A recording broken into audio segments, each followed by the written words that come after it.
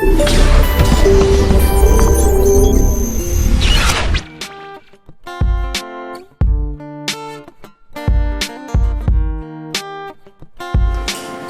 Демек Анарбай Файзуллаұлы жоғары жаңа технологиялар колледжін 2018 жылы аяқтап, Сарыағаш ауданы жастар ресурстық орталығынан жастар практикасы бағдарламасы бойынша кеңес алып, халықты жұмыспен қамту орталығына құжаттарын тапсырдым.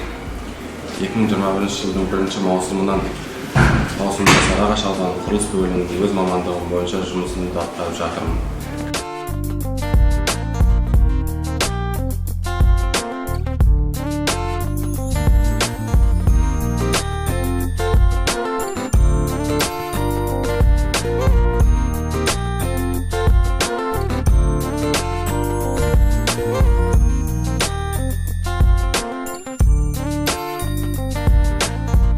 Қазіргі таңда Сарыағаш ауданының құрылыс бөлімінде тәжірибе алып, келешекте Сарыағаш ауданының көркеюіне өз септігімді тигізетін маман болсам деймін.